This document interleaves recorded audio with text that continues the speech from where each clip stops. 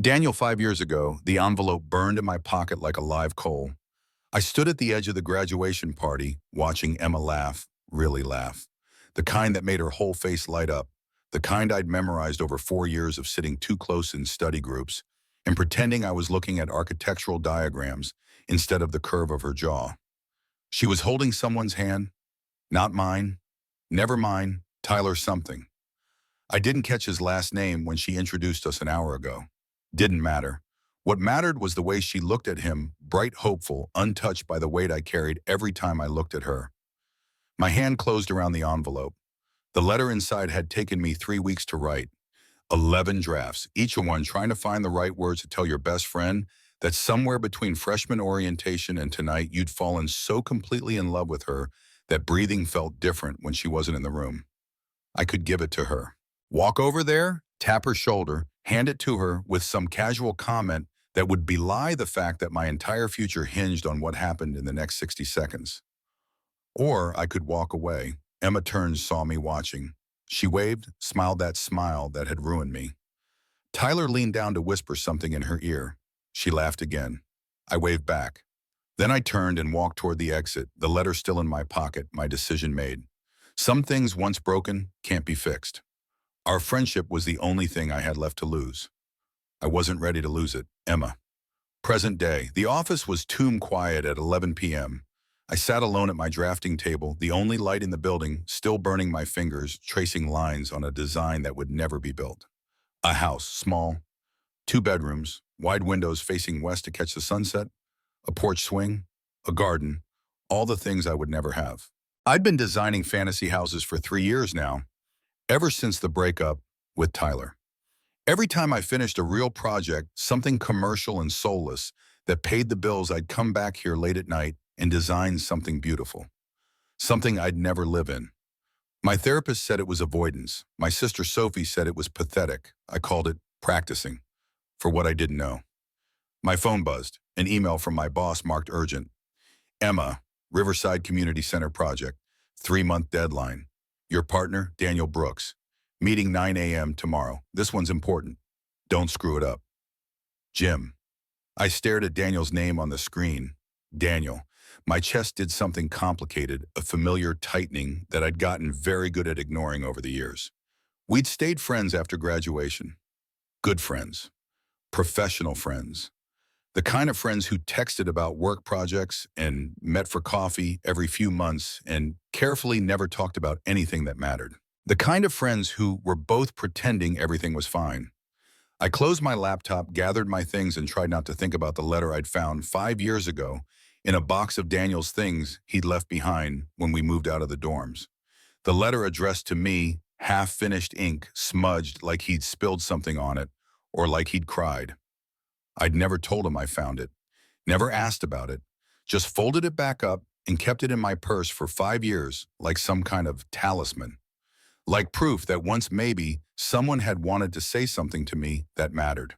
3 months working with Daniel. I grabbed my coat and headed for the exit, already dreading tomorrow. Daniel, the next morning, the conference room smelled like burnt coffee and old carpet.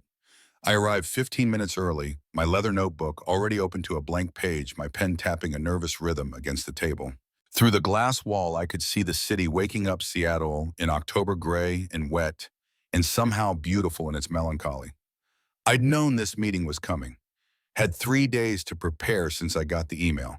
3 days to convince myself I could do this. Work with Emma for 3 months. See her every day. Sit across from her in small rooms and pretend my hands didn't remember the one time I'd held hers drunk at a party sophomore year, leading her away from some guy who wouldn't take no for an answer. She'd squeezed my hand in thanks, and I'd felt it for weeks afterward. The door opened. Emma walked in, and everything in me went still. She looked tired, beautiful but tired. Her dark hair was pulled back in a messy bun, and she was wearing one of those oversized sweaters that made her look smaller than she was. She had her own notebook worn at the edges, stuffed with loose papers and sticky notes. Our eyes met. For a second, something passed between us, recognition maybe, or memory. Then she smiled, that professional smile that didn't quite reach her eyes. Hey, stranger. Hey, yourself. I stood suddenly unsure if I should hug her or shake her hand. or just sit back down. We'd seen each other 2 months ago for coffee. It shouldn't feel this awkward. It always felt this awkward. She chose for me, moving around the table to pull me into a brief, careful hug. She smelled like rain and something floral I couldn't name. My chest ached. We separated quickly, sat down across from each other. The table felt like an ocean. "So," Emma said, pulling out her laptop. "Riverside Community Center. 3 months. No pressure." "No pressure at all," I agreed, trying for lightness and failing. The door opened again. Jim strode in, followed by two other executives I vaguely recognized. The meeting started: timelines, budgets, expectations. I took notes, automatically half listening, too aware of Emma sitting across from me, her pen moving across her notebook in quick, decisive strokes. She always drew when she was nervous. Little sketches in the margins, trees, buildings, hands. I'd watched her do it for 4 years in college and never told her I noticed. "You'll be working out of Studio 6, Jim was saying. "Private space, just the two of you. Everything you need is already set up. Emma handles design, Daniel handles structural. Weekly check-ins with me. Questions?" I had 100 questions. None I could ask. Emma shook her head. "We're good." We weren't good, but we'd pretend we were. Emma Studio 6. The studio was smaller than I'd expected. 2 desks facing each other, one large drafting table by the window, a whiteboard taking up the entire west wall, a coffee maker that looked like it had survived several wars, and rain, endless rain, streaming down the windows overlooking 4th Avenue. Daniel stood in the doorway behind me, both of us taking it in. "Cozy," he said finally. "That's one word for it. 3 months in this room, just the two of us. I was either going to finish this project or lose my mind. Maybe both." I moved to the desk on the left closest to the window and started unpacking my things. Laptop, sketch pads, pencils arranged by hardness, the small succulent my sister had given me that was barely clinging to life. Behind me, I heard Daniel doing the same, the soft sounds of him settling in. We'd worked together before in college, study sessions that stretched into dawn, both of us fueled by bad coffee and cheaper pizza, arguing over load-bearing walls and aesthetic choices. Back then, it had been easy. Back then, I hadn't known about the letter. "So," Daniel said, breaking the silence, "want to start with site analysis or conceptual sketches?" I turned to look at him. He was watching me with those careful eyes, the ones that always seemed to see more than I wanted to show. "Coffee first," I said. "Then we'll pretend we know what we're doing." The corner of his mouth lifted. Not quite a smile, but close. "Deal, Daniel." She still took her coffee the same way. 2 sugars, no cream, black enough to see your reflection and sweet enough to almost hide the bitterness. I'd memorized it years ago without meaning to. Memorized a lot of things about Emma without meaning to: the way she bit her bottom lip, when she was concentrating, how she always tucked her left foot under her right knee, when she sat, the fact that she could only work in complete silence or with music so loud it was basically white noise. I poured her coffee exactly right and slid it across her desk. She looked up surprised. Then something crossed her face, recognition maybe. Realization that I'd remembered. "Thanks," she said quietly. "No problem." We spent the next hour in relative silence, both of us sketching initial concepts, occasionally asking questions about load requirements or zoning restrictions. It felt almost normal, almost like old times, except for the weight of everything we weren't saying. Around noon, Emma's phone buzzed. She glanced at it, frowned, then stood up abruptly. "I need to take this. 5 minutes." She stepped outside, phone pressed to her ear. Through the glass door, I could see her pacing, one hand gesturing as she talked. Her expression shifted from concern to frustration to something softer. I turned back to my work, trying not to watch. Failing. She came back 10 minutes later, looking stressed. "Everything okay?" I asked before I could stop myself. Emma hesitated, then sank into her chair with a sigh. "My sister. She's going through something. Staying with me for a while." "Sophie?" "Yeah." She rubbed her temples. "Divorce. It's messy." I remembered Sophie from college. Emma's older sister, always laughing, always sure of everything. Hard to imagine her going through something like that. "I'm sorry," I said, meaning it. Emma looked at me for a long moment, something unreadable in her expression. "Yeah, me too." We went back to work, but the mood had shifted. Emma seemed distracted, her sketches less confident. Around 3, she made a mistake, marked a dimension wrong, had to erase and start over. Fuck, she muttered. I'd heard Emma swear maybe 3 times in all the years I'd known her. You want to call it for today, I offered. We've made decent progress. We can start fresh tomorrow. She looked up, something vulnerable in her eyes. You sure? Yeah, go take care of your sister. Emma nodded slowly, then started packing up her things. At the door, she paused. Daniel, yeah, thanks for, being you. Then she was gone, leaving me alone in the studio with the rain and the ghost of her perfume and the feeling that 3 months was going to be simultaneously too long and not nearly long enough. Emma, that evening, Sophie was on my couch when I got home, surrounded by shattered clay and tears. My apartment looked like a pottery studio had exploded. Pieces of broken ceramics everywhere, bowls, vases, sculptures that Sophie had spent months creating. She sat in the middle of the chaos, mascara running down her face, holding what looked like the remnants of a coffee mug. Soph, he wants to try again, she said, voice raw. Marcus called, said he made a mistake, wants to fix things. I dropped my bag and carefully made my way through the debris to sit beside her. Glass crunched under my shoes. What do you want? I asked. Sophie laughed, bitter and broken. I don't know. I spent 8 years with him. 8 years building a life. And he threw it away because he needed space to find himself. Now he's found himself and wants to come back, and I'm supposed to. What? Just forgive him. She hurled the mug across the room. It shattered against the wall. I'm pregnant, she whispered. Everything stopped. What? 2 months. Found out last week. Haven't told him yet. Haven't told anyone except you. Sophie looked at me with red, swollen eyes. How do I tell my ex-husband I'm carrying his baby when we're in the middle of a divorce? I pulled her into my arms, let her cry against my shoulder. Sometimes there were no right words. Sometimes all you could do was hold someone while they fell apart. Later, after Sophie had cried herself to sleep in my bed, I stood at my kitchen window and looked out at the Seattle skyline. Lights flickering in the rain. Thousands of lives I'd never know, thousands of stories playing out in those glowing windows. My phone buzzed, a text from Daniel. Hope everything's okay with your sister. See you tomorrow. D, simple, straightforward, so perfectly, Daniel. I typed out a response 3 times before settling on thanks. Tomorrow. Then I pulled out my purse, dug into the inner pocket, and found the letter. 5-year-old edges, worn soft from being folded and unfolded too many times. Emma, there are words I can't say out loud, but if you ever read this, know that the rest was smudged beyond reading. Water damage or tears. I'd spent 5 years of wondering what came after that dash. 5 years too afraid to ask. 3 months working with Daniel. Maybe it was time to stop being afraid. Or maybe it was time to finally let it go. Daniel, week 1. We fell into a routine faster than I'd expected. Mornings we'd arrive within minutes of each other, Emma with her enormous coffee from the place on the corner, me with my black tea that she always wrinkled her nose at. We'd work in comfortable silence until lunch, usually eating at our desks, occasionally venturing out to the food trucks if the rain let up. Afternoons were for collaboration, standing at the whiteboard, sketching possibilities, arguing over angles and materials, and whether the community center should face east or west.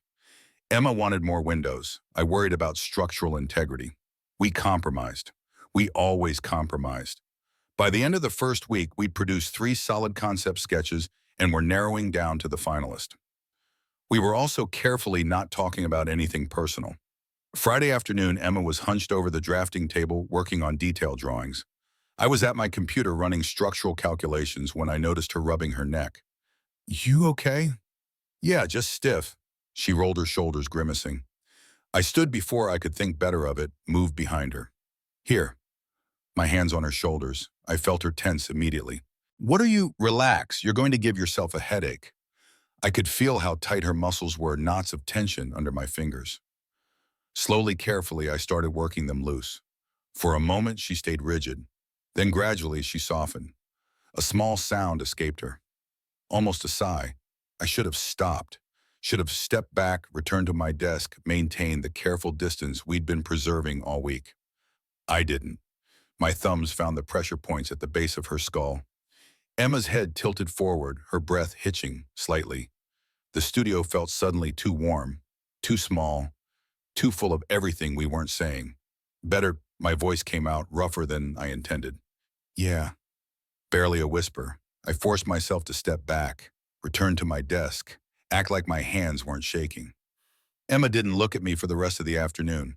At 6, she packed up, quickly mumbled something about Sophie and left. I stayed late staring at my computer screen without seeing it replaying those 5 minutes on an endless loop. The feel of her skin under my hands, the sound she'd made, the way the air had changed. This was going to be a problem. This was already a problem. Emma week 2, Friday evening. I almost dropped my bag when I walked into the studio Monday morning. There were flowers on my desk, not roses, thank God not roses. Something wilder. Branches with small white blooms I didn't recognize arranged in a simple glass vase. Daniel was already there, pointedly not looking at me. Daniel, they're called service berry blossoms, he said, still focused on his computer. Saw them at the market this morning, thought they matched your aesthetic.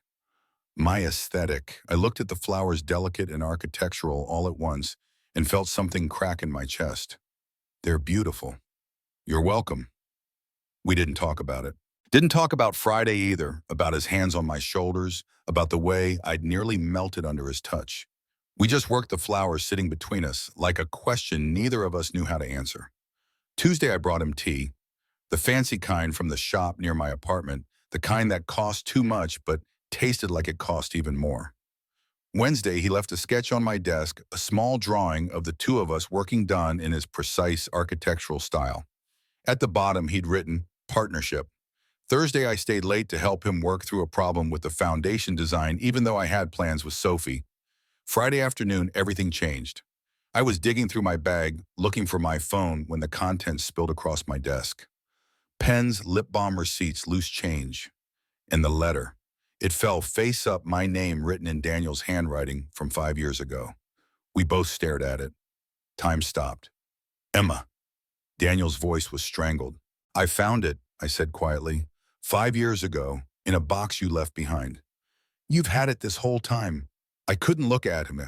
I was going to give it back. I swear I was, but then I read it and I trailed off. I'm sorry, I shouldn't have kept it. Daniel stood slowly, moved around the desk until he was standing in front of me. I forced myself to meet his eyes. You read it, he said, not a question. The ink was smudged. I couldn't read the ending. Something flickered across his face, relief, disappointment. What did you read? I swallowed hard. Enough to know you were going to tell me something that mattered. The air between us crackled with 5 years of silence. Why didn't you give it to me? Daniel asked softly. Why keep it? Because it was proof, because it was hope, because reading those words made me feel less alone. I don't know, I lied. Daniel reached out slowly, picked up the letter. He stared at it for a long moment, then looked back at me. Do you want to know what it said? The ending? Yes. No, I didn't know. Do you want to tell me? He smiled, sad and soft. I've wanted to tell you for 5 years, Emma. My heart was hammering against my ribs. Then tell me. Daniel opened his mouth. Then his phone rang loud and jarring in the quiet studio. We both jumped. He glanced at the screen, cursed softly. I have to take this. It's the site manager. Daniel. I'll be right back, I promise. He stepped outside, leaving me alone with the letter and the flowers and the feeling that we just stood on the edge of something and then stepped back at the last second. Again. I picked up the letter with shaking hands. 5 years I'd carried this. 5 years of wondering. Through the glass door, I could see Daniel on the phone, his free hand running through his hair in frustration. The call was going to take a while. I could see it in his posture. I looked down at the letter again. The smudged ending had always driven me crazy. But maybe I'd been reading it wrong all along. Maybe I'd been so focused on what I couldn't read that I'd missed what was right there in front of me. Emma, there are words I can't say out loud. But if you ever read this, know that what? Know that I loved you. Know that I wanted you. Know that every time you smiled at someone else, it felt like dying. Or maybe something smaller. Something simpler. Know that you mattered. Know that you weren't alone. Know that someone saw you. I folded the letter carefully and put it back in my bag. When Daniel came back in, I was already packing up my things. That was about the site, he said. There's an issue with the permits. I need to go downtown, deal with it in person. Okay. Emma, we need to talk. About the letter. I know. I met his eyes. But not here, not like this. When, soon, I promise. He looked like he wanted to argue. Instead, he just nodded. Okay, soon. I left before I could change my mind. Daniel, that weekend I spent Saturday morning at the permit office arguing with bureaucrats about zoning regulations and setback requirements. Spent the afternoon at the site walking the perimeter, taking measurements, trying not to think about Emma's face when that letter fell out of her bag. She'd kept it for 5 years. 5 years of carrying around my almost confession like it meant something. What did that mean? Sunday I tried to work from home. Made it through maybe 20 minutes before giving up and going for a run instead. Ran until my lungs burned and my legs ached, and I still couldn't outrun the memory of her reading those words. My phone buzzed as I was stretching on my front porch. A text from Emma. Sophie's asking questions about you. Apparently I talk about you too much. Thought you should know you're a topic of conversation. I stared at the message for a full minute before responding. Should I be worried? D, 3 dots appeared. Disappeared.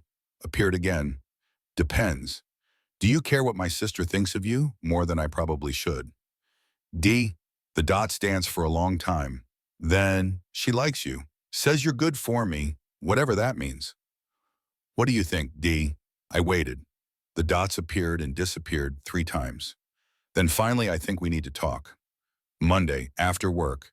There's a bar on 5th that's quiet. Meet me there at 7, I'll be there. D, I spent the rest of Sunday trying to figure out what I was going to say. Emma, Monday. The studio. Monday morning felt different. We both showed up early, both brought coffee, both pretended everything was normal, while the air crackled with anticipation. The work was good, better than good. We'd hit our stride on the Riverside design and the concept was coming together beautifully. Emma Chen and Daniel Brooks, professional architects producing excellent work. Emma Chen and Daniel Brooks, 2 people who had been circling each other for 5 years, about to finally have a conversation that terrified them both. At lunch, Sophie called. So, she said without preamble, you're meeting Daniel tonight. How did you? I literally just texted you about it this morning. Because I'm your sister and I know everything. Are you going to finally tell him? Tell him what? Don't play dumb, Emma. You've been in love with that man since college.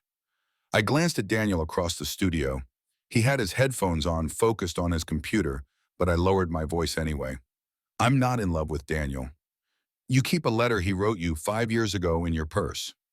That doesn't mean you design fantasy houses for a future you claim you don't want, and in every single one there's a workshop space for someone who builds things. Like I don't know an engineer. My stomach dropped. I don't. You do. I've seen the designs, Emma. I'm not blind. I looked at the sketch pad on my desk, the house I'd been drawing for the past month. She was right. There was a workshop, large windows, good lighting. Perfect for someone who worked with their hands. Soph, you're meeting him tonight. You're going to talk, and you're going to be honest for once in your life. Promise me. I promise. Good. And Emma, whatever happens tonight, remember that being safe isn't the same as being happy. She hung up before I could respond. Daniel, the bar, 7 p.m. The bar was exactly as Emma had described. Quiet, dimly lit, the kind of place where you could have a conversation without shouting. I got there 15 minutes early, snagged a corner booth, and ordered a beer I didn't drink. Emma arrived at 7:03. I watched her scan the room, find me hesitate. Then she straightened her shoulders and walked over. She looked beautiful. She always looked beautiful. But tonight there was something different, a kind of determined vulnerability in her eyes that made my chest tight. She slid into the booth across from me, ordered wine. We sat in silence until it arrived. So, Emma said finally, so, this is awkward. Very. She laughed a little breathless. Some of the tension broke. I don't know how to do this, Emma admitted. The letter, 5 years. I don't know where to start. Start anywhere. She took a long sip of wine, then another. Then she looked at me, really looked at me, and I felt like I was standing on the edge of a cliff. Why didn't you give it to me? She asked. The letter. That night at graduation. You were with Tyler. So you could have still given it to me. You looked happy. I didn't want to ruin that. What if I wasn't as happy as I looked? The question hung between us, heavy with implication. Were you? I asked quietly. Emma looked down at her wine glass. Itaz. No, I was trying to be. I thought if I dated someone safe, someone easy, someone who didn't make me feel like I was going to break open every time he looked at me, maybe I could finally feel settled. Did it work? For a while, then I realized I was just replacing one kind of pain with another. She met my eyes. Why did you write the letter, Daniel? Here it was, the question I'd been avoiding for 5 years. Because I was in love with you, I said simply. Because I'd been in love with you since sophomore year when you fell asleep on my shoulder during that terrible documentary in architecture history, and I realized I'd sit through 1,000 terrible documentaries just to have that moment again. Emma's breath caught. Because I continued, every time you laughed, I wanted to be the reason. Every time you were shown, I wanted to fix it. Every time you talked about your dreams, I wanted to be in them. Why didn't you tell me? Because you were my best friend.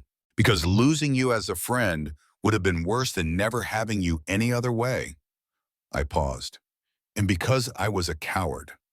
Emma was quiet for a long time. I watched emotions flicker across her face, surprise, understanding something that might have been grief. The ending of the letter, she said finally. The part I couldn't read. What did it say? I pulled out my phone, opened my notes app, scrolled back 5 years to a draft I'd never deleted. Know that if I never get to tell you this in person, at least it existed somewhere, at least it was real. I looked up at her. That's what it said. A tear slipped down Emma's cheek. She wiped it away quickly. I broke up with Tyler 3 months after graduation, she said. Want to know why? Why? Yeah, why? Because he wasn't you. The world tilted. Every time he held my hand. Emma continued, her voice shaking slightly. I thought about that night sophomore year when you held my hand at that party. Remember when that guy wouldn't leave me alone and you just took my hand and led me outside? You got me water. Made sure I was okay. Never made it weird. I remembered. God, I remembered. Tyler never made me feel the way you did with one simple touch, Emma said. And I realized I was dating him precisely because he was safe, because he didn't make me feel like I was falling, because he couldn't hurt me the way you could. Emma, I found your letter a month after I broke up with him. I'd been going through my stuff from the dorms, found the box you'd left behind. And there it was. She smiled sad and soft. I read it maybe 100 times. Tried to figure out what the ending said. Drove myself crazy with possibilities. Why didn't you ask me? Same reason you didn't give it to me. Because I was scared. Because knowing for sure felt more dangerous than living with the mystery. We sat in silence, the weight of 5 years of almost confessions pressing down on us. So where does that leave us? I asked finally. Emma looked at me with eyes that held too much. I don't know. We're working together. We have 2.5 months left on this project, and everything's already complicated. It's been complicated since the day I met you. I know. What do you want, Emma? She closed her eyes. That's the problem. I don't know what I want, or I do, and I'm too scared to admit it. I reached across the table, covered her hand with mine. She didn't pull away. Can I tell you something? I said. Please. I don't regret not giving you that letter, because if I had and you'd said no, we wouldn't have stayed friends. We wouldn't be here right now. We wouldn't be building something together, literally building something. And even if I can't have all of you, I'd rather have this than nothing. Emma turned her hand over, laced her fingers through mine. What if I told you I don't want nothing anymore? What if I told you I want to try, even if it's scary, even if it might break us? My heart was hammering. Then I'd say I've been waiting 5 years to hear you say that. But not now, Emma said quickly. Not yet. The project. We need to finish the project first. We need to prove we can work together without everything falling apart. And then, she squeezed my hand, and then we figure it out. Together. It wasn't a declaration of love. It wasn't a promise of forever, but it was something.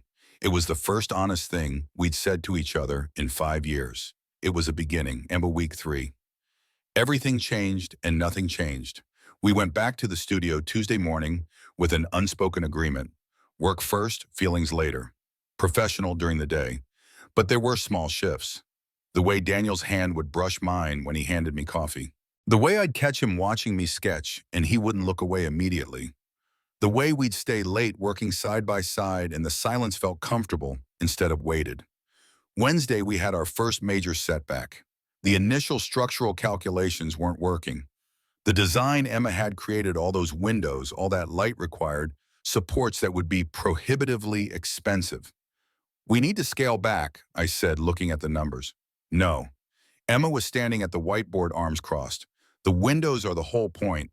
The community needs light, needs to feel open. I understand that, but the budget, find another way. Emma, I've run the numbers 3 times. Then run them a 4th time. She turned to face me, eyes blazing. This is what we do, Daniel. We don't settle for good enough because the numbers don't work. We make them work. It was the first time we'd really argued since starting the project. I opened my mouth to snap back. Then I saw the fear underneath her frustration. This project mattered to her, not just professionally, it meant something. Okay, I said quietly, we'll find another way. Emma blinked. Okay. Yeah, you're right. We don't settle. I moved to the whiteboard, started sketching. What if we change the support structure entirely? Instead of traditional columns, we use tensile supports. More expensive up front, but we could reduce materials elsewhere. Emma moved beside me close enough that our shoulders touched. Show me. We worked through lunch, worked through dinner. By 10 p.m., we'd founded a solution that kept Emma's windows and stayed within budget. We stood back looking at the revised designs sketched across the whiteboard, both of us exhausted and exhilarated. We did it, Emma said softly. We did. She turned to look at me. We were standing too close. I could see the flecks of gold in her brown eyes. Thank you, she said, for not giving up. I'd never give up on something you believed in. The air shifted, that electric feeling from Friday from the bar crackling back to life. Emma's gaze dropped to my mouth. My heart stopped. Then her phone rang. She stepped back, answered it. Sophie? I couldn't hear the other end, but I watched Emma's face change concern to alarm to fear. I'm coming. Stay there. I'm coming right now, she hung up.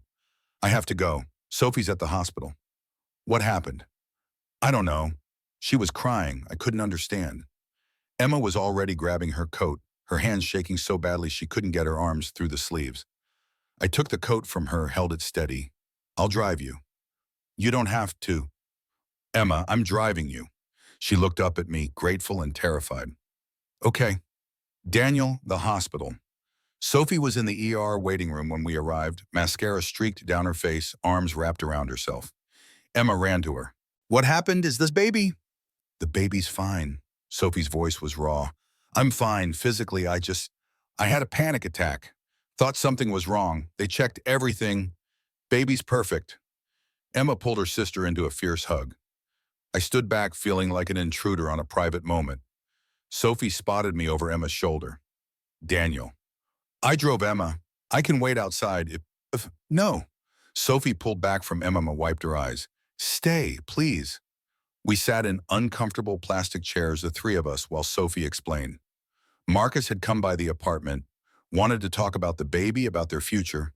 Sophie had panicked, started having chest pains, thought something was wrong with the pregnancy.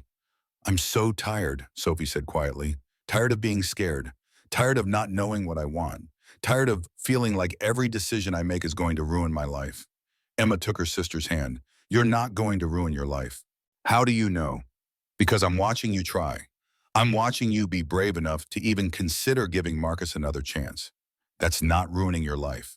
That's living it. Sophie looked at her younger sister with something like wonder. When did you get so wise? About 5 minutes ago?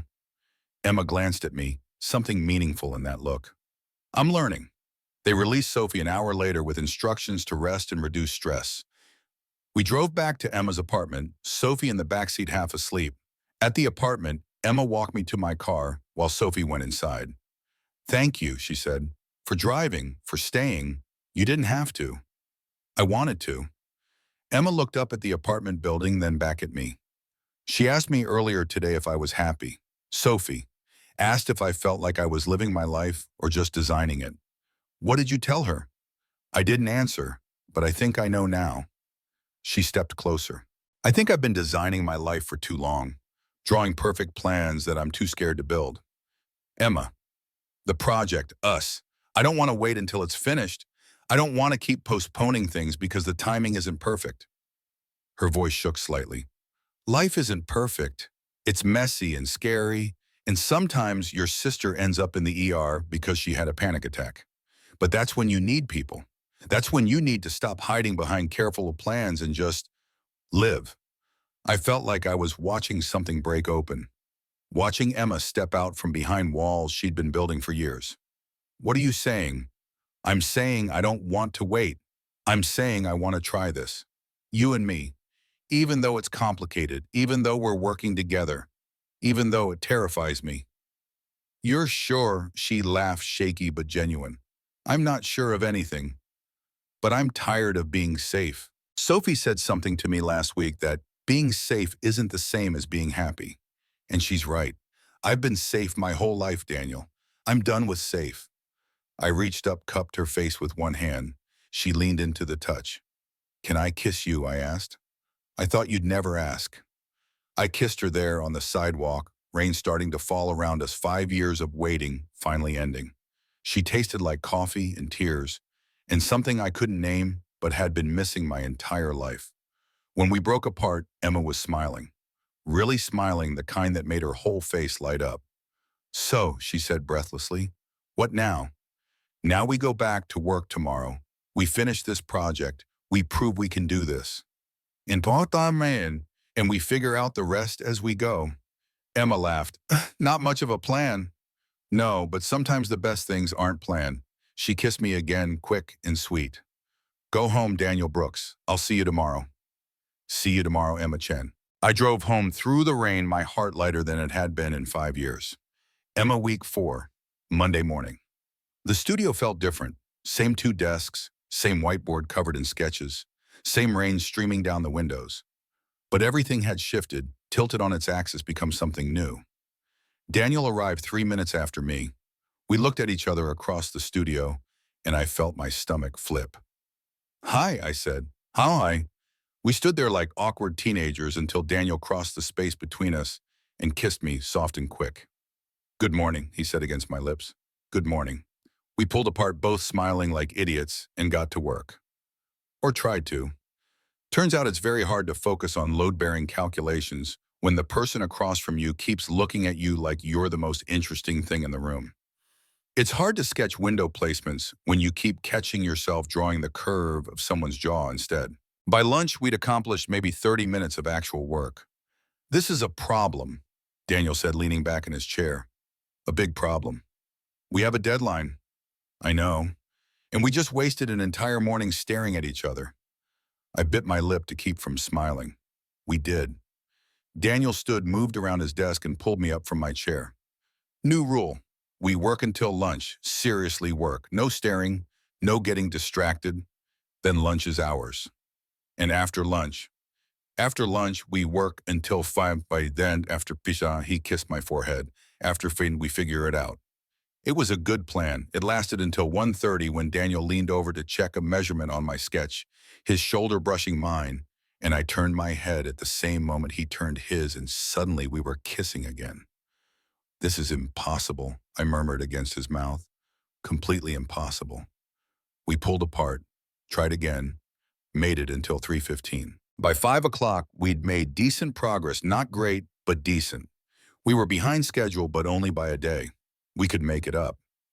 Want to grab dinner? Daniel asked as we packed up. Can't. Sophie's having Marcus over. She wants me there for moral support. How's she doing? Better, scared, hopeful, all of it at once. I slung my bag over my shoulder. Want to come, Daniel raised an eyebrow, to your sister's reconciliation dinner with her ex-husband? Fair point. Rain check. Always. He walked me to my car, kissed me goodbye in the parking garage like we had all the time in the world, instead of 2 months left on a project that was already complicated before we added this into the mix. I drove home thinking about sustainable solutions in structural integrity and the way Daniel's hand felt on the small of my back. Daniel, week 4, Friday, we fell into a rhythm. Work obsessively from 9 to 1. Lunch together sometimes at the studio, sometimes at the Thai place down the street, sometimes just sitting in my truck eating sandwiches and talking about everything except the project. Back to work until 5. Then evenings were ours. Some nights we'd go to dinner. Some nights we'd walk along the waterfront, rain or not. Some nights we'd just sit in one of our apartments and exist in the same space, her sketching, while I rayed comfortable silence stretching between us. We didn't tell anyone at work. It felt too new, too fragile. Like if we said it out loud, it might shatter. Friday afternoon, Jim called an emergency meeting. "We have a problem," he announced, not bothering with pleasantries. "The primary investor is getting cold feet. He wants to see significant progress by next week or he's pulling funding." My stomach dropped. Emma went pale beside me. "We're on schedule," I said. "The designs are nearly final." "He doesn't care about designs. He wants to see dirt moving. He wants to see proof this project is viable." Jim looked between us. "I need you two to put together a presentation. Full structural analysis, cost projections, timeline. Every swing, and it needs to be perfect." "When?" Emma asked. "Wednesday, 3 days. 3 days to compile weeks of work into a presentation polished enough to save the entire project." "We'll do it," I heard myself say. After Jim left, Emma and I looked at each other. "This weekend is going to suck," she said. "Completely suck. Want to order pizza and camp out here? I'll get my sleeping bag." Emma, weekend, the studio. We worked through Friday night. Ordered pizza at 8, kept going. Around midnight, Daniel convinced me to take a break. We sat on the floor by the window eating cold pizza, watching the city lights blur through the rain. "Tell me something," Daniel said. "Something I don't know about you." "You know everything about me." "I know college Emma. I don't know this Emma. The one who designs houses she'll never build." I pulled my knees to my chest. "It's stupid. Try me." After Tyler and I broke up, I felt lost. Like I'd spent so much energy trying to be what someone else needed that I'd forgotten what I actually wanted. I traced patterns on the floor. So I started designing these houses, my dream houses, places that felt like home even though I'd never lived there. "That's not stupid. They all have workshops." Daniel went still. "What?" "The houses. They all have workshops. Big ones, good light, perfect for someone who works with their hands." I finally looked at him. I didn't even realize I was doing it until Sophie pointed it out. "I've been designing houses for us for 3 years, Daniel, before there even was an us." He didn't say anything, just reached over and laced his fingers through mine. "My turn," he said after a while. "Something you don't know about me." "Okay." "I almost took a job in Boston 2 years ago. Great company, better pay, exactly what I'd been working toward." He squeezed my hand. "I turned it down because it would have meant leaving Seattle, leaving you." My breath caught. "Daniel, I told myself it was because I liked the city, because my life was here. But really it was because every few months we'd meet for coffee and you'd tell me about your projects and your life, and for 1 hour I'd get to pretend that maybe someday you'd look at me and see more than just your friend." "I always saw more," I whispered. "I was just too scared to admit it." We sat there in the dark studio, hands clasped, the rain a steady rhythm against the windows. "We should get back to work," Daniel said finally. "Yeah." Neither of us moved. "Emma." "I'm really glad you dropped all that letter." I laughed, broke the tension. "Me too." We worked through the night. By dawn, we had the skeleton of the presentation. By Saturday evening, it was taking shape. By Sunday night, we were almost there. Around 10 p.m., Daniel noticed me rubbing my eyes. "You need to sleep." "I'm fine." "Emma, when's the last time you slept?" I tried to remember. "Thursday." "Jesus." He stood, held out his hand. "Come on. We're not done. We're done enough for tonight. We'll finish in the morning." Too tired to argue, I let him pull me up. We'd both brought overnight bags, planning to crash at the studio. But instead of setting up the sleeping bags, Daniel led me to the couch in the corner, the ratty thing that had been there when we moved in. He lay down first, then pulled me against him. I fit perfectly, my head on his chest, his arm around my shoulders. "This okay?" he asked. "Yeah." I could hear his heartbeat steady and sure, feel his breathing, the rise and fall of his chest, smell his cologne, something woody and warm. "Daniel." "Yeah, I think I'm falling in love with you." His arms tightened around me, past tense for me. "What?" "I'm not falling. I fell. A long time ago." I tilted my head up to look at him. In the dim light from the city outside, I could just make out his features, the serious eyes, the soft smile. When I asked, "Sophomore year, architecture history, you fell asleep on my shoulder during that documentary about brutalism." I laughed quietly. "That's so specific." "I remember everything about that day. You were wearing a green sweater, your hair smelling like coconut, and halfway through the film, you just leaned into me, trusted me enough to fall asleep. That's when you knew. That's when I knew I was screwed." I kissed him soft and slow. When we broke apart, his eyes were dark with something that made my stomach flutter. "We should sleep," he said, voice rough. "We should." We didn't, not right away. We lay there talking in whispers about college, about all the moments we'd missed, about all the almosts and maybes and if onlys. I fell asleep to the sound of Daniel's voice, feeling safer than I had in years. "Daniel, week 5, Wednesday." The presentation was perfect.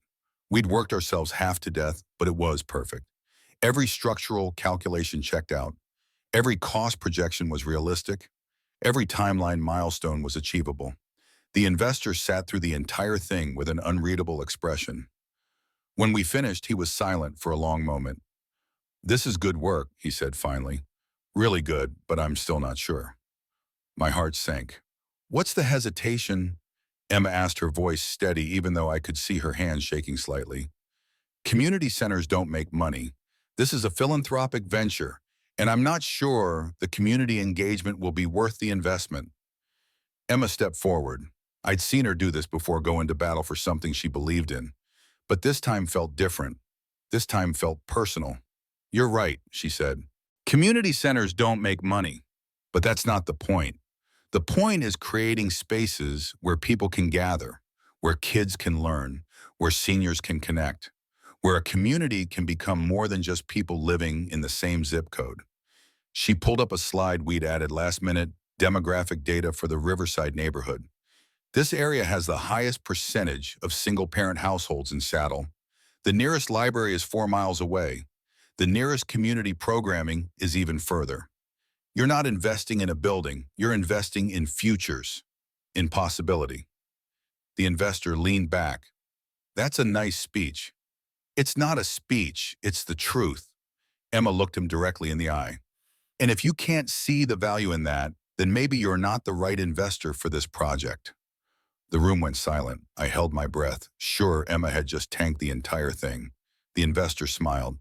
"You're right, I can see the value." He stood, extended his hand to Emma. "I'm in. Let's build something worth building." "Emma?" After the meeting, we made it back to the studio before I started shaking. "Oh my God," I said, collapsing into my chair. "Oh my God, I can't believe I said that to him. I basically told him to fuck off. We could have lost everything." Daniel was laughing, actually laughing. "What's funny? You that." He crossed to my desk, pulled me up and into his arms. "You were incredible. Fierce. I've never been more attracted to you in my life." I was terrified. "You didn't show it."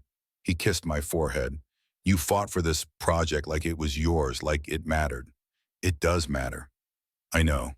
He pulled back to look at me. "That's what made it perfect." We celebrated that night. Dinner at a nice restaurant, wine that cost more than it should, dessert we were too full for but ordered anyway. We walked home. My place was closer through streets still wet from earlier rain. At my door, Daniel hesitated. "Sophie's here," I said. "Probably asleep, but I should go. Or you could stay." Something flickered in his eyes. "Emma, just asleep. I don't want you to go yet." We went inside quietly. Sophie was indeed asleep in the guest room. I led Daniel to my bedroom, both of us moving carefully like we might break something. "I'll sleep on the floor," he offered. "Don't be ridiculous." We got ready for bed in charged silence. Daniel borrowed a t-shirt. I changed in the bathroom. When I came out, he was already under the covers, looking uncertain.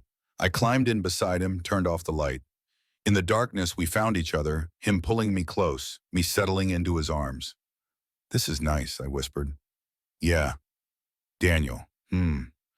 Thank you for believing in me today, for not stopping me when I was probably about to ruin everything." "You didn't ruin anything. You saved everything." He pressed a kiss to my hair. "That's what you do, Emma Chen. You save things." I fell asleep thinking maybe I'd finally save myself. Daniel, week 6. Things were good. The project was back on track. The investor was happy.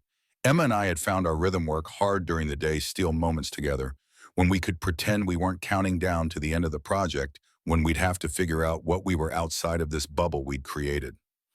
Then Sophie called. I was in the studio alone. Emma had a dentist appointment when my phone rang. "Daniel, it's Sophie." "Hey, everything okay?" "I need your help. It's about Emma."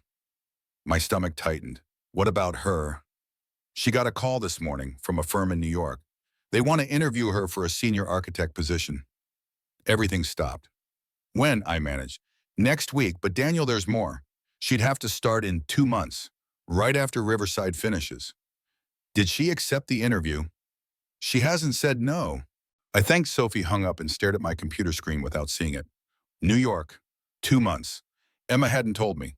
When she came back an hour later, I watched her settle at her desk, pull out her sketches, start working like everything was normal. "How was the dentist?" I asked, keeping my voice neutral. "Fine, no cavities." She looked up, smiled. "Did I miss anything?" "No, just worked on the electrical plans." "Good." We worked in silence. I waited for her to mention New York, to say anything. She didn't. Week 6, Thursday. Something was wrong with Daniel. He'd been distant for 2 days. Still professional, still kind, but something had shifted. He wouldn't meet my eyes for more than a second. Wouldn't touch me casually the way he had been. When I asked if he was okay, he said he was fine. He was lying. Thursday evening after work, I cornered him in the parking garage. "What's going on?" "Nothing." "Daniel, you've barely looked at me in 2 days." He leaned against his truck, ran a hand through his hair. "When were you going to tell me about New York?" My blood went cold. "How did you? Doesn't matter. What matters is you got a job offer or an interview for one and you didn't tell me." "It's not an offer. It's just an interview." "Are you going?" "I don't know, and that's not an answer, Emma." I felt anger spark. "I don't owe you an explanation about my career choices." "You're right, you don't." Daniel's voice was carefully controlled. "But I thought we were doing this together. I thought we were trying." "We are." "Then why didn't you tell me? Why did I have to hear it from your sister?" "Because I knew you'd react like this." "Like what?" "Like someone who cares about you, like someone who doesn't want you to move 3,000 miles away. It's my career, Danielle. It's everything I've worked for." "I know that, I do. But we've been together for a month, really together, and you didn't think this was worth mentioning." I didn't have a good answer. The truth was I'd been avoiding it, avoiding the decision, avoiding the conversation, avoiding everything. "I was going to tell you," I said weakly. "When? After you'd already decided. That's not fair." "None of this is fair, Emma. But I thought after everything, after the letter, after 5 years, we were past hiding things from each other." He was right, and that made it worse. "I'm sorry," I whispered. Daniel's expression softened slightly. "Are you going to take it if they offer?" "I don't know. I really don't." "What do you want me to say?" "I want you to tell me what to do." "I can't do that." He straightened up, put his hands in his pockets. "This has to be your choice, Emma. And whatever you choose, I'll deal with it." "Daniel, I need some space, just for tonight. I'll see you tomorrow." He got in his truck and drove away, leaving me standing alone in the parking garage, feeling like I'd just broken something I didn't know how to fix. Daniel. That night I drove to the site. Riverside Community Center was still just a cleared lot foundation, markers, plans waiting to become reality. I sat in my truck, staring at the empty space, trying to imagine it finished, trying to imagine it without Emma there to see it. My phone buzzed, a text from Emma. "I'm sorry, can we talk? Not tonight, tomorrow, I promise." I almost texted back, almost called her, Almost drove back to her apartment and told her I didn't care about New York, that we'd figure it out, that 3,000 miles was manageable in the age of video calls and frequent flyer miles. Almost. Instead, I opened my notebook, the leather one I'd carried for years, and found a blank page. I started writing. Not a letter this time, just thoughts, feelings. All the things I'd been keeping inside because saying them out loud felt too vulnerable. I wrote about falling in love with Emma in that boring lecture, about watching her graduate with another man's hand in hers, about 2 years of seeing her every few months and pretending my heart wasn't breaking every time she left. I wrote about the past month, the best month of my life, about waking up next to her and thinking maybe finally I'd get to keep her. I wrote about being terrified that I'd loved her too long, too hard, too completely, and that it still wouldn't be enough to make her stay. Around midnight, my phone rang. Emma, I answered. Hi, she said, voice small. Hi. I couldn't sleep. Me either. Silence. Then I scheduled the interview. Next Thursday. I'm flying out Wednesday night. My chest tightened. Okay. I don't know if I'll take it, Daniel. I really don't. But I need to go. I need to see what it is before I can decide. I understand. Do you? Yeah, I do. And I did. That was the worst part.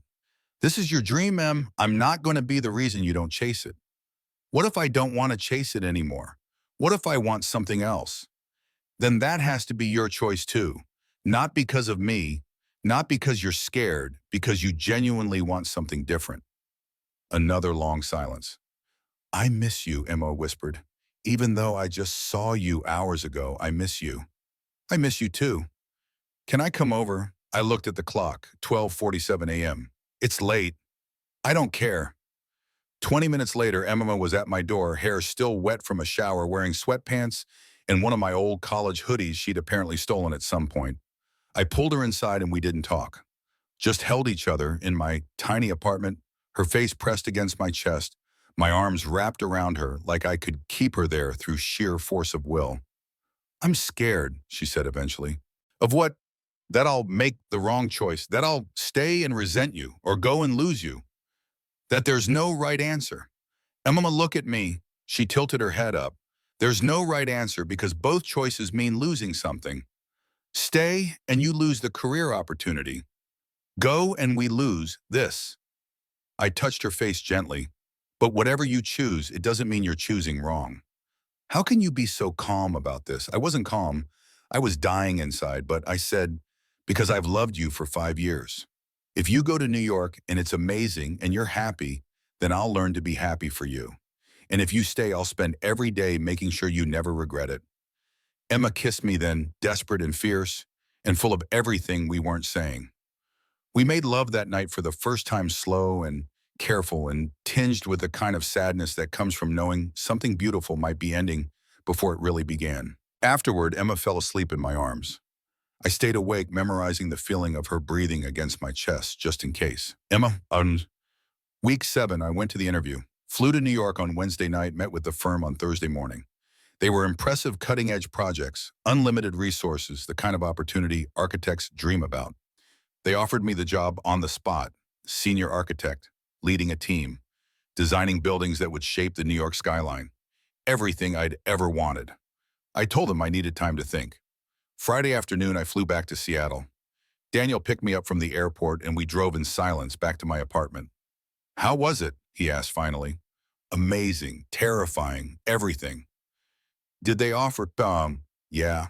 His hands tightened on the steering wheel. Congratulations. I didn't accept. But you didn't say no. No. We pulled up to my apartment. Sophie's car was gone. She was at her place tonight, giving us space. Inside, Daniel and I stood in my living room like strangers. Tell me about it, he said, the job. So I did. Described the office, the projects, the team. Watched his face as I talked, seeing him try to be happy, for me, seeing him fail. It sounds perfect, he said when I finished. It does. So why didn't you accept? Because of you, because of this, because I've spent 6 weeks building something that matters more than any building, and I don't know if I'm ready to walk away from it. Daniel crossed to me, took my hands. Emma, I need you to understand something. I will never ask you to stay. I will never make you choose between me and your dream. Because if you stay for me and you regret it, it'll poison everything. And I'd rather lose you to New York than lose you to resentment. What if I don't go and I don't resent you? What if I stay because I want to? Is that true or are you scared? I pulled my hands away. Why does everyone keep asking me that? Because you design houses you never build, Emma. You create perfect plans and then you don't follow through. And I'm terrified that's what this is, another beautiful plan that you're too scared to make real. That's not fair. Maybe not, but it's true. We stood there, the space between us, feeling like miles. I need time, I said finally. They gave me 2 weeks to decide. Okay, okay. What do you want me to say, Emma? That I'll wait, I'll wait. That I want you to stay, I want you to stay. But I also want you to be happy. And I don't know if staying will make you happy. You make me happy.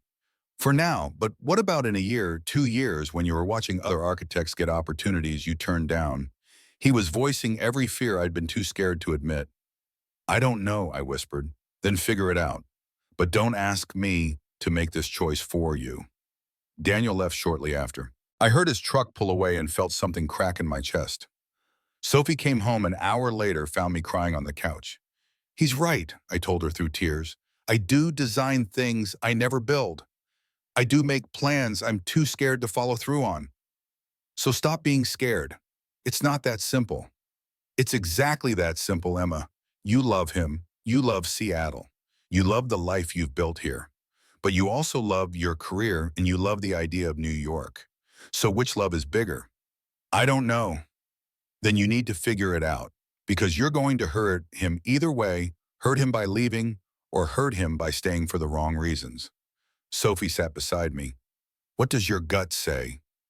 I closed my eyes, tried to listen to the part of me that knew the answer.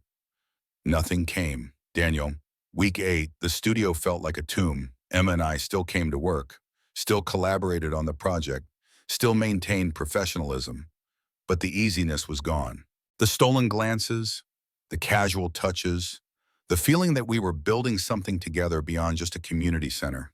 We were polite, careful, strangers pretending to be close. It was killing me.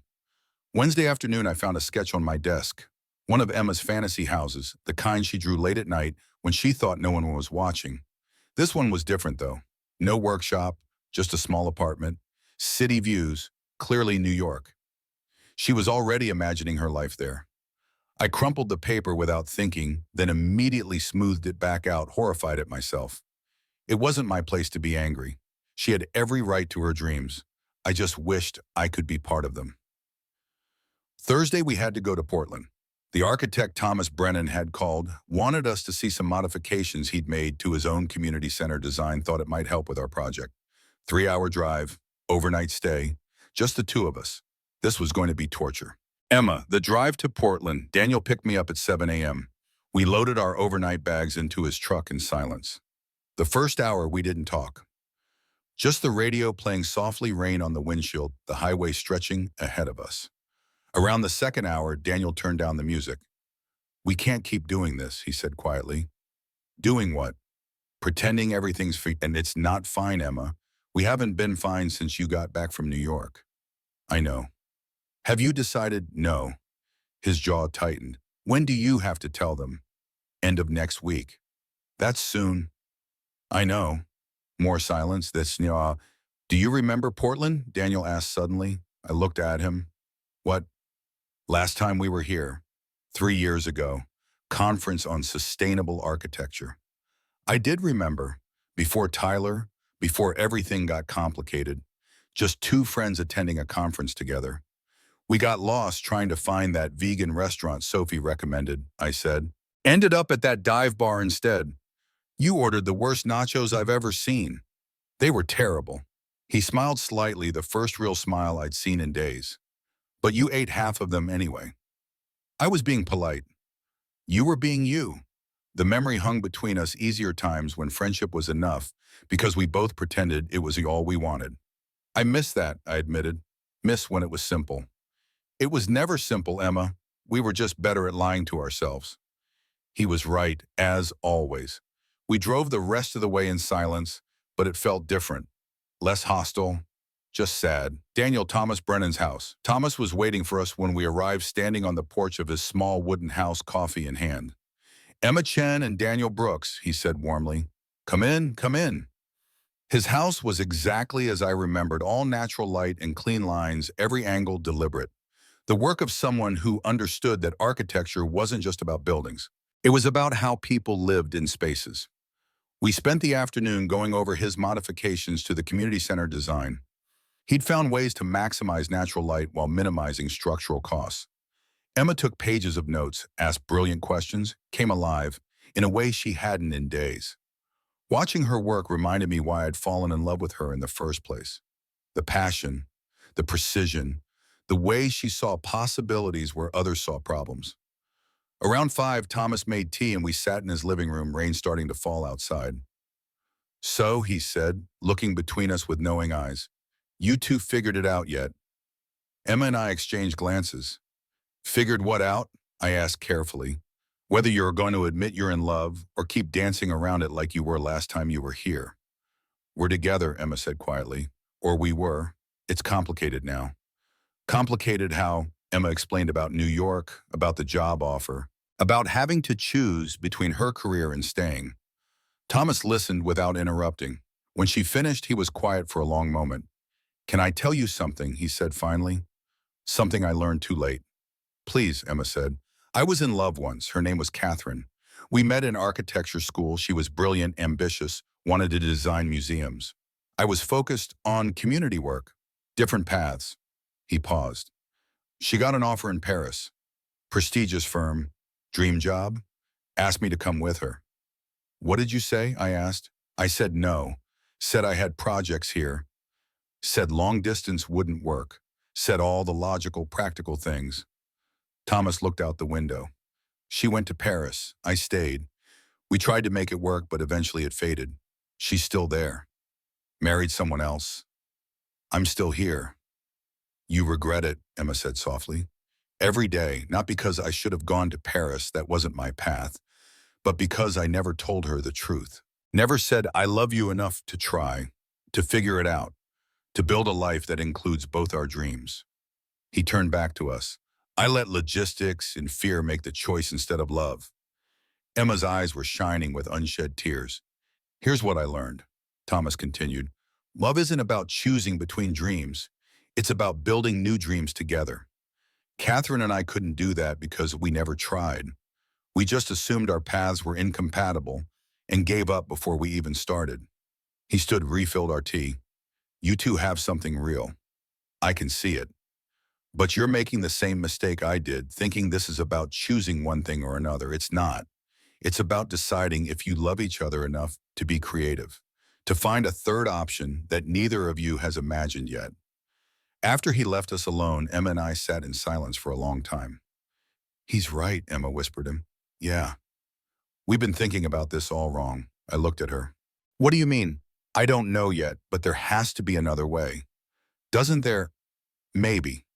She moved closer, took my hand. First time in a week we touched beyond professional necessity. I don't want to lose you, she said.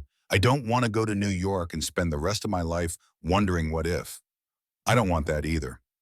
But I also don't want to stay in saddle and resent you. Don't want to wake up in 5 years and realize I gave up too much.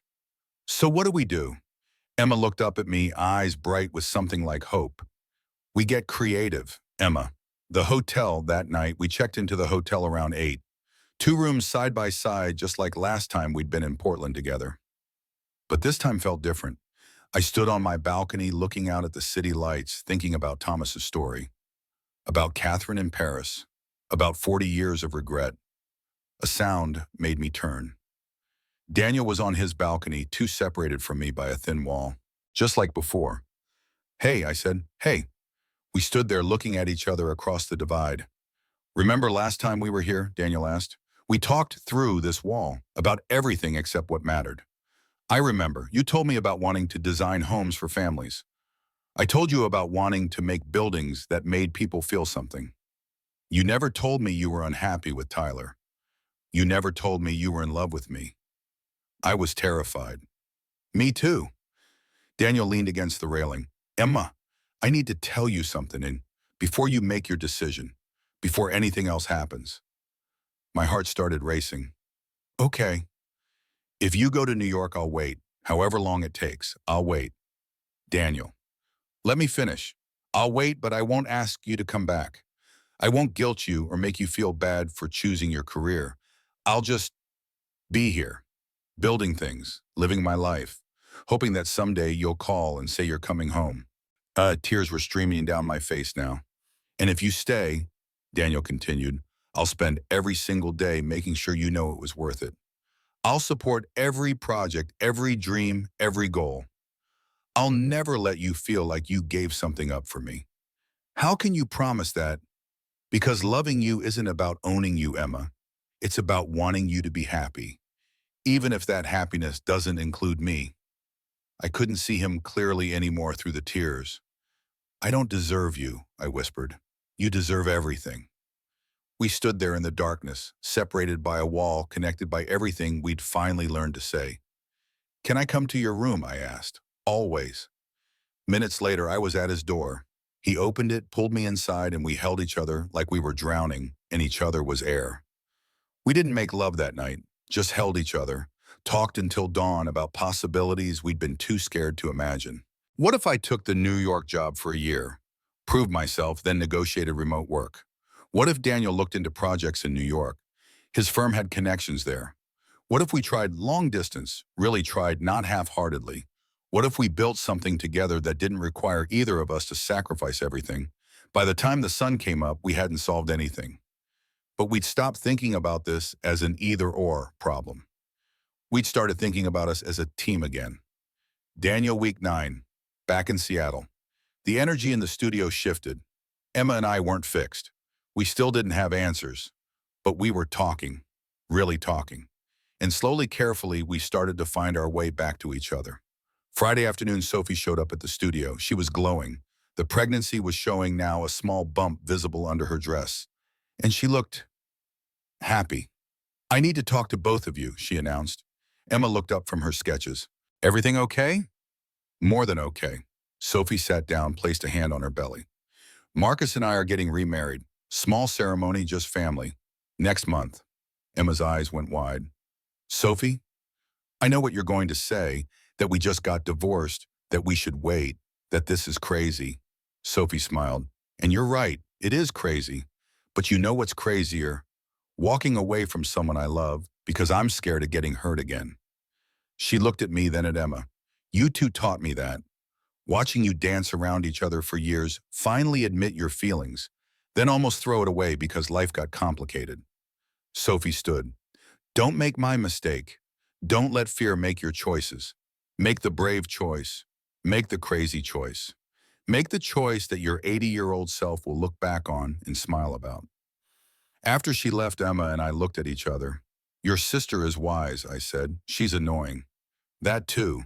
Emma came around the desk, sat on the edge of my workspace. Daniel, I need to tell you something. I've been thinking about Thomas's story, about Catherine, about us. Okay. I'm going to call New York. I'm going to ask them if I can start the job remotely for the first 6 months. Work from Seattle, fly out once a month for FaceTime. Then we reassess. Emma, it's not perfect. It's not the full senior position right away, but it's a compromise, a way to try both, a way to not have to choose. She took my hand. And if they say no, then I know my answer. What's your answer, Bob? That I'd rather build a life with you here than build skyscrapers alone there. My chest felt too tight. You'd really do that? I've been designing a life with you in it for 3 years, Daniel. I'm tired of just designing. I want to build it. I pulled her down into my lap, kissed her like I'd been starving for it. Call them, I said when we broke apart. Make your pitch. And Emma, yeah. However it turns out, we'll figure it out. Together, Emma. The phone call. I made the call Monday morning. Daniel sat beside me holding my free hand while I explained my proposition to the hiring manager. 6 months remote. Prove myself. Then relocate if it was still what both sides wanted. The manager was silent for a long time after I finished. That's unconventional, she said finally. I know, but I'm good at what I do, good enough that you offered me this position. I just need time to wrap up commitments here before I can fully relocate. Another pause. Then, can you fly out in 2 weeks? Meet the team? See the office? Let us get a feel for whether this could work. Absolutely. Okay, let's try it. 6 months remote monthly visits. But Emma, if it's not working, we'll revisit. Understood. Thank you. I hung up, turned to Daniel. I got it. The remote arrangement. I got it. He pulled me into his arms, and I felt something loosen in my chest. Not certainty, this was still complicated, still uncertain, still scary as hell. But it was a start. Daniel, week 10, project completion. The Riverside Community Center was finished. Not the building that would take months yet, but our part. The designs, the structural plans, everything was approved, permitted, ready for construction. Jim threw a small celebration at the office. Emma and I stood together, watching our colleagues congratulate each other, toast to successful partnerships. We did it, Emma said softly. We did. I'm going to miss this, the studio, working side by side every day. Me too. But also, she looked up at me. I'm excited about New York, about trying something new, about proving we can do this even when it's hard. We can, I said with more confidence than I felt. Jim approached with champagne. To Emma and Daniel, best partnership this company has seen in years. Sorry to lose Emma to New York, but excited to see where both of you go from here. We toasted, smiled, pretended we had it all figured out. Later, after everyone left, Emma and I returned to the studio one last time, packed up our things, looked around at the space where we'd spent 3 months building something together. Thank you, Emma said as we stood at the door. For what? For being patient, for not making me choose, for believing we could find another way. You did that, Emma. You found the way. She shook her head. We found it. Together. We turned off the lights, locked the door, and walked out into the Seattle night. Emma, 1 week later. My apartment was half-packed. I wasn't moving to New York, not yet, but I was setting up to work remotely, and that meant reorganizing my life. Sophie helped me sort through things, her belly now noticeably round her wedding ring back on her finger. You nervous? She asked. Terrified. Good, that means it matters. What if it doesn't work? What if 6 months from now we realize long distance is too hard? Then you'll deal with it. But Emma, what if it does work? What if 6 months from now you've got your dream home and your dream guy and you've figured out how to have both? I smiled. That would be nice. It would be more than nice. It would be what you deserve. My phone buzzed, a text from Daniel. Come to the Riverside site. There's something you need to see. I drove over wondering what he was talking about. Construction had barely started. There wasn't much to see yet besides foundation work and equipment. But when I arrived, Daniel was standing in the middle of the site, grinning like a kid. What's going on? I asked. They broke ground today. First foundation poured. Want to see? He led me to the northeast corner where fresh concrete was just beginning to set. And there, carefully etched into the surface, were 2 sets of initials, EC plus DB. Daniel, I know it's cheesy. I know it's permanent. I know in 50 years someone will wonder who the hell EC and DB were. He turned to face me. But I wanted something here. Something that says we built this together. Even if you're in New York and I'm here. Even if things change. This will always be ours. I kissed him right there in the dirt and concrete dust, not caring who saw. I love you, I said. I should have said it sooner, but I'm saying it now. I love you, Daniel Brooks. I love you too, Emma Chen. I've loved you for 5 years. Only 5. I've loved you since sophomore year. I just didn't realize it until later. He laughed. We wasted a lot of time. Then let's not waste any more. Daniel, 6 months later. Emma was right. Long distance was hard, and she flew to New York once a month, sometimes twice. We video called every night, texted constantly, made it work through sheer determination in the knowledge that this was temporary. The Riverside Community Center was taking shape. I visited the site every week, watched it grow from foundation to framing to something recognizable, something real. Emma sent me photos of her projects in New York, buildings I'd never see in person but that I was proud of anyway. She was thriving, growing, becoming the architect she'd always dreamed of being. And sometimes late at night she'd call me crying. I miss you, she'd say. I miss you too. Is this worth it? Yes.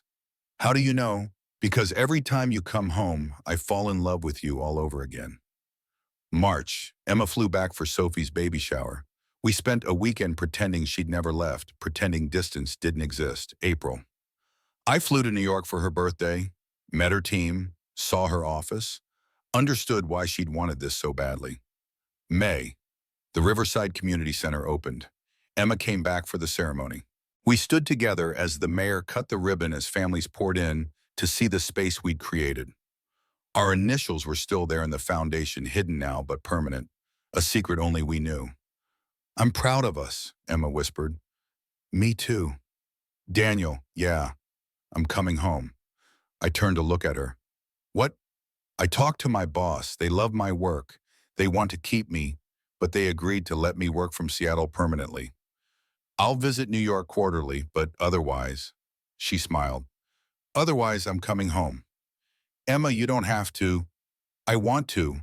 I proved what I needed to prove, built the connections I needed to build, and now I want to come home. She took my hand. To you, to Seattle, to the life we've been designing for so long. You're sure, more sure than I've ever been about anything. I kissed her there on the steps of the building we'd created together in front of everyone, not caring who saw. Welcome home, I said. Emma, 1 year later, the house was almost finished. Not one of my fantasy designs. Something better, a real house that Daniel and I had designed together. Small, 2 bedrooms, wide windows facing west. A porch swing, a garden, and a workshop. Large windows, good light, perfect for someone who worked with their hands. We'd broken ground 6 months ago, right after I moved back to Seattle permanently. Hired a small crew. Did a lot of the work ourselves on weekends. Sophie and Marcus came to visit their baby girl in Sophie's arms. She was 6 months old now, perfect and screaming, and exactly what Sophie needed. This is beautiful, Sophie said, looking around at the half-finished living room. It's getting there. You are building your fantasy house. I'm building our house, I corrected. Our real house. Daniel came in from the workshop carrying lumber sawdust in his hair, looking ridiculously handsome. Hey, he said, kissing me in greeting. Hey yourself. Marcus took the baby from Sophie so she could look around more. I watched my sister walk through the space, touching walls, looking out windows, smiling. You did it, she said. You actually did it. Did what? Stopped just designing? Started building? She hugged me. I'm proud of you, little sister. After they left, Daniel and I stood in what would eventually be our living room, watching the sunset through the unfinished windows. Happy, he asked. So happy it scares me sometimes. Good scared or bad scared? Good scared, the kind that means it matters. He wrapped his arms around me from behind, and we stood there as the sky turned pink and gold.